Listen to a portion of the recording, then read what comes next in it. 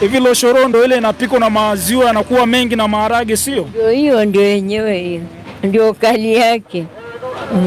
Hivi mfano vyakula kama vile kama loshoro hivi vina tofauti gani na hivi vyakula vya kisasa, vyakula vya asili vile? Ile chakula asili ni yenyewe kwa sasa hivi. Yaani hiyo haina mafuta yoyote. Maziwa tumeweka na maji na kwa hiyo inakuwa ni oji. Mambo ya kutoka sijui na kitambi si umefanyaje kwenye vyakula vya asili, hamna kitu kai. Acha kitambi hiyo. Bwana Chaliara, leo nimekuibukia kwa sababu nakumbuka mara ya mwisho pia uliona tulirekodi. Unakumbuka ile kazi tuliofanya mara ya mwisho? Kuna baadhi ya watu waliniambia bana, Chaliara tuwekeni namba yake hapo tuweze kumchangia chochote. Na mimi nikasema kwa vile watu wamesema wenyewe na ni kwa nia nzuri, na mimi sina budi kufika hapa na kupiga story na wewe kidogo na tukuwatajia namba zako, ili pia kama kuna ambaye atapenda kukusapoti kwa upendo sawa na kukubali, pia ni bibi yao miaka mingi kwenye mtandao na wanakukubali na wanakupenda pia, love ni kubwa. Nadhani namba mtaziona hapo kwenye screen, nitawekea namba kwenye screen hapo wataziona.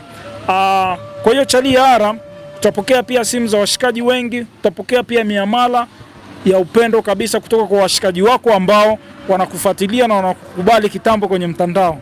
Unajisikiaje? Nasikia vyema baba. Na wabariki sana na Mungu awabariki.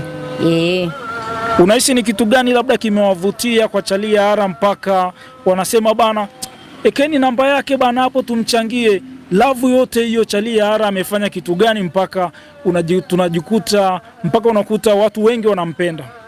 Kweli mimi kwa upande wa masapoti wangu wa vijana wangu kama yani akina Skola Kisanga wakina miladi yao ndio alianza, amekuja kina Benefito ule bali Benefito siku hizi haipo, ameenda nchi za nje bana, yuko Marekani. Alikuwaga ni mzee langu wa ukweli kaka.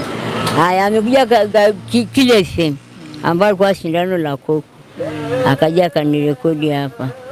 Haya, yaani waandishi kwa ni wengi sana kweli Chaliara, ni kwa sasa hivi tu, yaani wakati ya Dingile kwa na wajuba wa kuzidi wakati wa Dingile baba Jessica kwa ni kwere kweche.